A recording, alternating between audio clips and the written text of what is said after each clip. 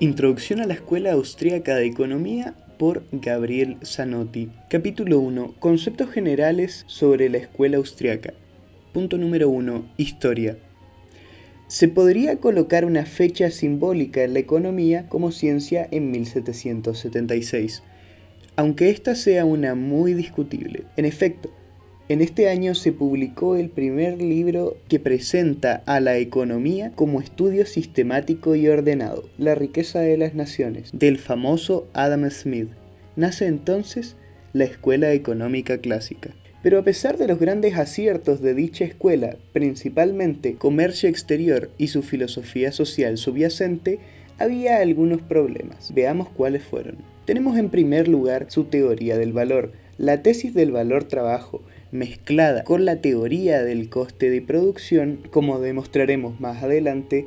Dicha tesis, las cosas valen porque se las trabaja, el valor de las cosas surge del trabajo en ellas, el valor de las cosas surge del trabajo en ellas contenidas, estaba errada al no condenar el carácter subjetivo de toda valoración. Pero lo que ahora nos interesa destacar es que tal concepción fue la que permitió dar un apoyo supuestamente científico errado, obviamente, a Marx, para elaborar su teoría de la plusvalía y sustentar con ella su teoría de la explotación. Por otra parte, se incluía también en el análisis del valor de los bienes la utilidad objetiva de los mismos. Tal cosa llevó a la famosa paradoja del valor. El pan es más útil, por ejemplo, que los relojes, y sin embargo, estos últimos son más caros que aquel. Y en su afán por resolver el problema, los economistas llegaron a una conclusión falsa. El pan sencillamente poseía valor en uso, mientras que los relojes lo tenían en cambio, es decir, en el momento de una compra-venta. En el capítulo 2 aclararemos por qué consideramos que tal teoría es un error. Por ahora, es interesante destacar que nuevamente se abrían las puertas al marxismo, pues dicha teoría permitió que se acusara al capitalismo de producir para el beneficio, al producir bienes con alto valor en cambio, y no para el uso, bienes con valor en uso. Y había además un tercer error que alentaba nada menos que la teoría de la lucha de clases. Tal error era la separación de la sociedad en clases, capitalistas, terratenientes y obreros, y la afirmación de que sus respectivos ingresos, beneficios, rentas y salarios no podían aumentar sino en detrimento de los otros. A esto se sumaba una tajante separación entre los procesos productivos y distributivos, y un análisis erróneo a la naturaleza de la tasa de interés, y una imprecisión en cuanto a la definición del objeto y el método de la economía política. Pero en el año 1870, 3 investigadores arriban independientemente a una nueva teoría del valor, que marcó una revolución total en el campo científico. La teoría de la utilidad marginal. Fueron W. S. Jevons, Leon Walras y Carl Menger, este último de origen austriaco. La teoría de la utilidad marginal, mejor dicho, la ley de utilidad marginal, derrumbó los dos primeros errores de análisis a los que nos hemos referido y además permitió un método de análisis al aplicar la teoría de los precios a los factores de producción que derrumbó también el tercero. Pero mientras Jevons y Walras, no consecuentes con el carácter subjetivo de la valoración que la ley de la utilidad marginal, como veremos, destaca, comenzaron a aplicar mediciones matemáticas a la utilidad marginal. Carl Menger no cometió este error metodológico y fundaba en Viena la llamada Escuela Neoclásica de Economía. Neoclásica porque a pesar de que corrigió errores de la escuela clásica, siguió conservando el espíritu, ese espíritu que diera origen a la concepción de libertad económica, que impulsó a una extraordinaria revolución industrial al liberar las fuerzas creadoras del hombre, que permitiría a la humanidad el goce de niveles de vida nunca antes soñados en periodos anteriores. Karl Menger es el padre de la economía austríaca y se destacó en el análisis de la teoría del valor. Tuvo un brillante discípulo, Eugen von Bauer. Este último, además de refutar el marxismo con un excelente análisis de la teoría de la explotación, sentó las bases para un correcto análisis de la teoría de la tasa de interés. Con su teoría de la ley de la preferencia temporal, que analizaremos en el capítulo 4. Sin embargo, algo faltaba, no se había efectuado todavía, aunque se insinuaba,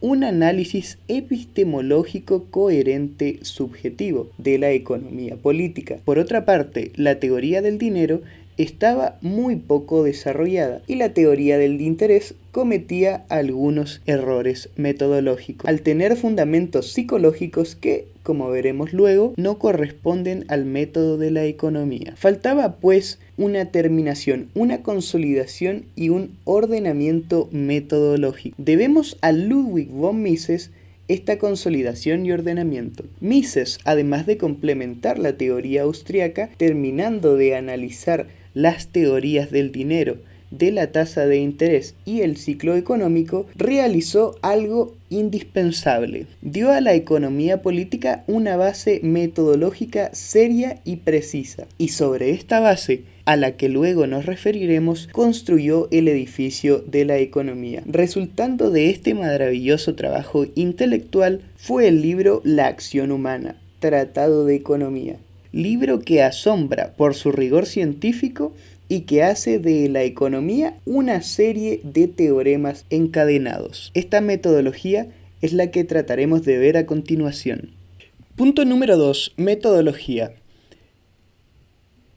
Entramos pues de lleno en el análisis de la teoría austriaca, analizando qué concepción tiene dicha escuela de la esencia de lo económico y qué metodología debe seguir la economía política. Es común en epistemología o teoría de las ciencias dividir a las ciencias en fácticas y formales. Las primeras se basan en la observación y en la experimentación, tienen objetos de estudio reales y sus juicios son en general sintéticos. Las segundas tienen por objeto entes de razón, usan el método axionómico deductivo y sus juicios son en general analíticos. Sin embargo, hay ciencias que, aunque no estudien entes de razón como las ciencias formales, no emplean el método experimental y son rigurosamente deductivas, es decir, serían ciencias fáctico-deductivas. No derivan de lo observado en múltiples casos, sino que se infieren de premisas generales. Tal es la característica de la economía política austríaca. El análisis austríaco comienza con el análisis de las implicaciones formales de la acción humana.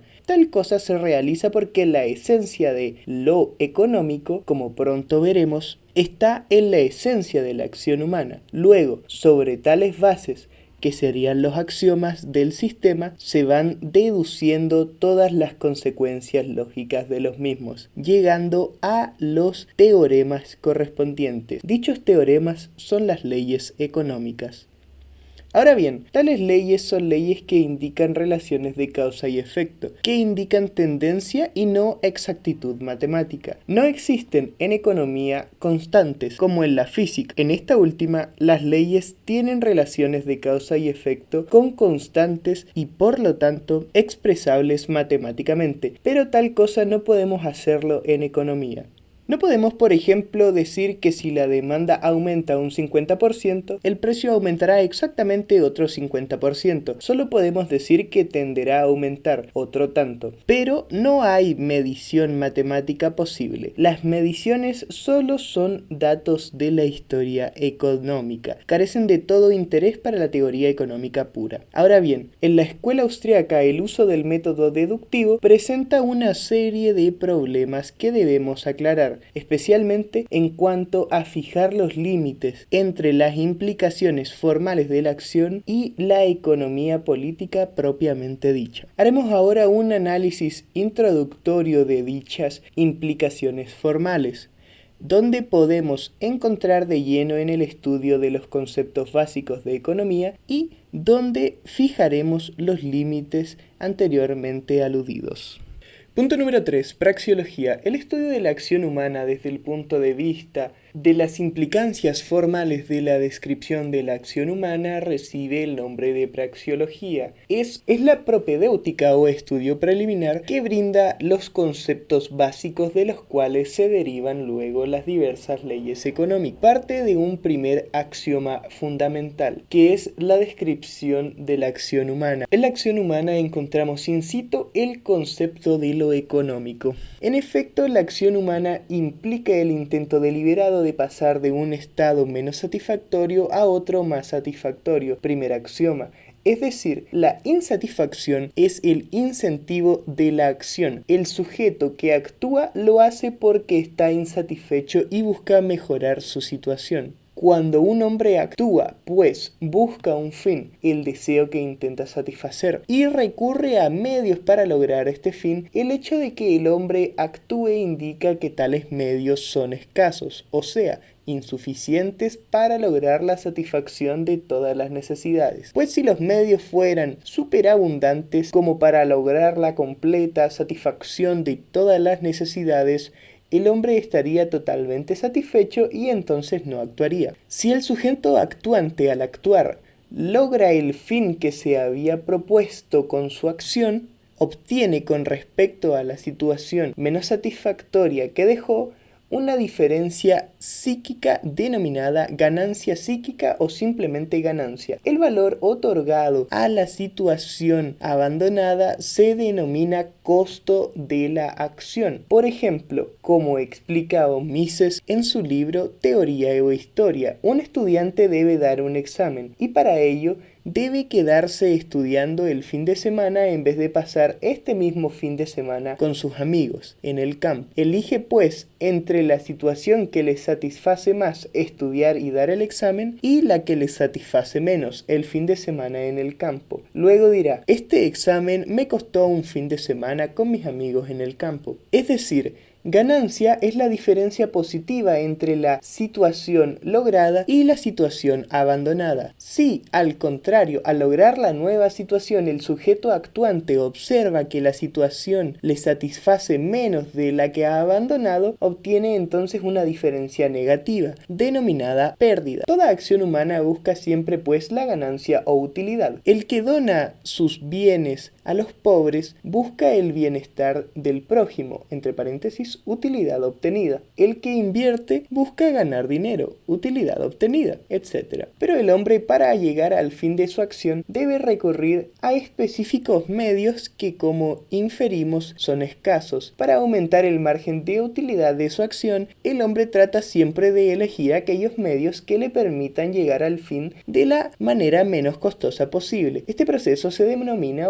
economización de recursos, o sea, el logro de la situación de nuestras necesidades de la manera menos costosa posible. Ello implica que toda acción implica elegir. El sujeto actuante, por un lado, elige el fin al que desea llegar, y por otro, elige los medios específicos. Este acto de elección es un acto de valoración. Valorar significa elegir A entre B. Y los medios que satisfacen nuestras necesidades se los denomina bienes. Al fruto de la acción, o sea, la nueva situación lograda, se le denomina producto. Como lo hemos podido observar, hemos aprendido elementales conceptos de economía: economización de recursos, escasez, ganancia, pérdida, costo, valoración, bien, producto, con solo analizar la acción humana. Ahora bien, dicho análisis es la praxeología. La economía política se diferencia de esta en que, mientras la praxeología centra su análisis en la acción como tal, la economía política centra su atención en el proceso de economización de recursos en el mercado, cataláctica, por lo cual deberá recurrir, sin embargo, a los conceptos elaborados en un análisis praxeológico previo. Observemos cómo la definición de economía política de L. Robbins, discípulo de Mises, entra dentro del encuadre praxeológico, ciencia que estudia la conducta humana referente a la relación entre fines y medios escasos susceptibles a usos alternativos. Cabe aclarar además que Mises integra a la economía dentro de su teoría general de la acción humana. La praxeología de la cual la economía es entonces una parte, si bien la mejor desarrollada hasta el momento. Por nuestra parte debemos agregar que si definimos la praxeología como la ciencia que estudia la acción humana, objeto material, desde el punto de vista de las implicaciones formales de la descripción de la acción humana, objeto formal, y definimos economía política como la ciencia que estudia la acción humana en el marco social, objeto material, desde el punto de vista de las implicaciones formales de la descripción de acción humana, objeto formal, entonces vemos cómo ambas ciencias tienen el mismo objeto formal y por lo tanto no serían distintas específicamente, siendo por lo tanto la economía una parte de la praxeología por su distinto objeto material, lo cual implica varias aclaraciones. Primero, que adaptamos entonces la distinción escolástica entre objeto material, una determinada realidad que se estudia, y objeto formal, el punto de vista desde donde estudiamos dicha realidad, para definir y delimitar ambas ciencias. Objeto material no alude pues a un objeto de estudio material en el sentido en el que en general se le da a dicha palabra. Segundo, que si la praxeología utiliza la construcción imaginaria de economía autística, el análisis del individuo aislado, tal cosa no implica separar al hombre de su vida de relación, sino que, como su nombre lo indica, es una construcción imaginaria necesaria a fines de ordenamiento epistemológico de la escuela austriaca. A las construcciones imaginarias nos referiremos a continuación. Punto 4. Las construcciones imaginarias. En efecto, el análisis praxeológico se completa con una serie de estudios sobre situaciones que son pura construcción mental, sin existencia concreta, pero que, como veremos, sirven para darnos una idea más acabada de los procesos económicos. Por otra parte, por medio de ellos perfeccionamos el lenguaje científico, cosa necesaria para la claridad expositiva. Imaginarias son tres: el estado final de reposo, la economía de uniforme giro y la economía autística. La primera sirve para entender con claridad praxeológica la fuerza que impulsa el proceso de mercado. Alude a un estado nunca alcanzable por la acción en la realidad, pero siempre he buscado la total satisfacción y la consiguiente inacción. Esto nos permite entender cómo los precios del mercado, fluctuando entre la oferta y la demanda, siempre tienden a un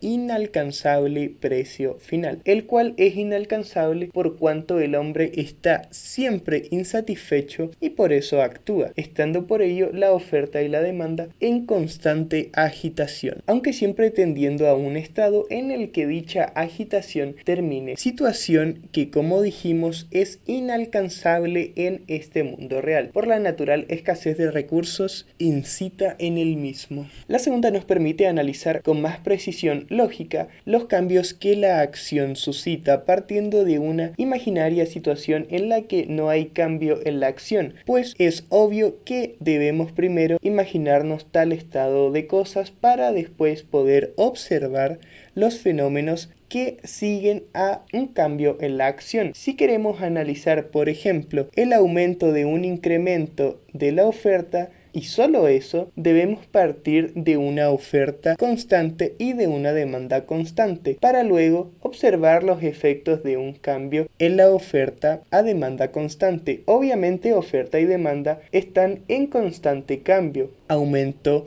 o descenso, no constantes, pero debemos suponerlas tales girando en torno a un mismo precio, por el motivo expuesto.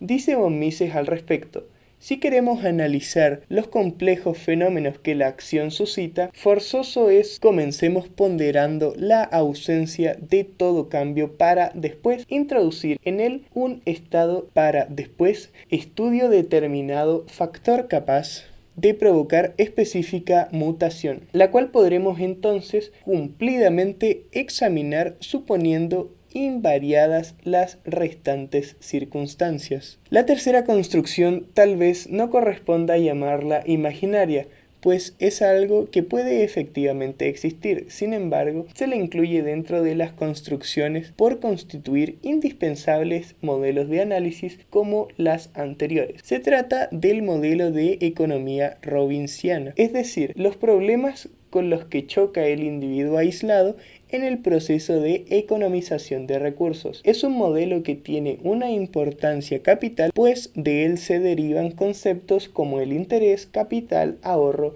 inversión, productividad, etc. En definitiva, las construcciones imaginarias completan el inexorable e indispensable modelo de análisis científico que caracteriza a la escuela austriaca, el análisis de la acción humana. Punto número 5. Aclaraciones finales. El autor reconoce que el método de la escuela austriaca extraña muchas veces al lector que se enfrenta con él por primera vez. Habrán surgido seguramente algunas dudas y problemas que intentaremos aclarar. En primer lugar, me interesa dejar bien aclarado el axioma praxeológico básico, pues es esencial en el método de los austriacos. Toda vez que el hombre actúa lo hace porque hay alguna situación que le insatisface y busca reemplazarla por otra que le satisfaga más. En este momento estoy escribiendo porque escribir me satisface más que no escribir. O sea, toda acción humana busca inexorablemente lo que podríamos denominar felicidad en el sentido formal, es decir, definida simplemente como el fin de toda acción humana. Se piensa inmediatamente, sin embargo, al enfrentarse uno por primera vez con tales afirmaciones en las acciones denominadas altruistas, induciéndonos tal cosa a sostener que hay acciones que no buscan la propia felicidad, sino la felicidad del prójimo. Sin embargo, esto no afecta el axioma. En efecto, en tales casos el sujeto actuante encuentra la situación que le satisface más en la felicidad del prójimo. Por otra parte, debe dejarse bien claro que los conceptos praxeológicos de utilidad y ganancia son formales. Podemos efectivamente decir que toda acción humana busca la utilidad o la ganancia, empleados como sinónimos, y con ello no estamos aludiendo a ninguna suma monetaria, balance de contabilidad o al imaginario Homo economicus. Se alude simplemente al concepto de ganancia psíquica antes aludido, que creo quedó aclarado en el análisis praxeológico. O sea que afirmar que la economización de recursos está incita en toda acción humana no significa rebajar la conducta a un aspecto economicista y puramente material, como hemos escuchado muchas veces, sino que significa elevar la economía al campo del análisis general de la acción. La ganancia que la acción humana busca no es más que afirmar que todo agente busca una situación más satisfactoria, y tal ganancia puede muy bien consistir, en el caso de una acción humana virtuosa, en la felicidad del prójimo. Debemos aclarar ahora un problema que debe haberse planteado todo lector exigente.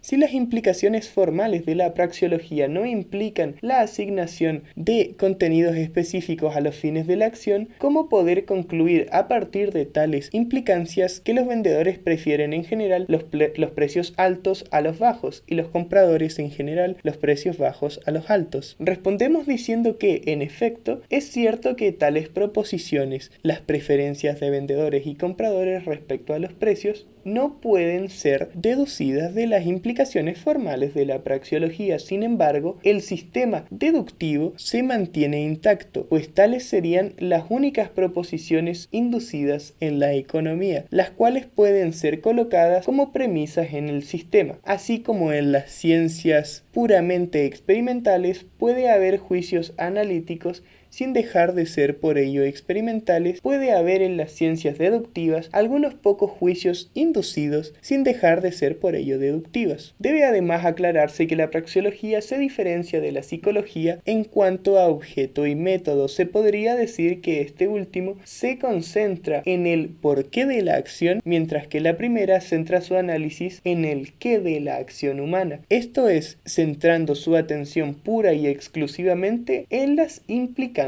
formales de la descripción de la acción, las leyes praxeológicas que hemos analizado, usando por otra parte el método deductivo. Por último, debe aclararse que respecto a problemas filosóficos, la escuela austríaca no implica una unidad de doctrina filosófica. respecto a tales problemas, si bien sería incoherente con la escuela austriaca un sistema filosófico que esté en directa contradicción con el método y conclusiones de dicha escuela, como sucedería con el sistema filosófico marxista.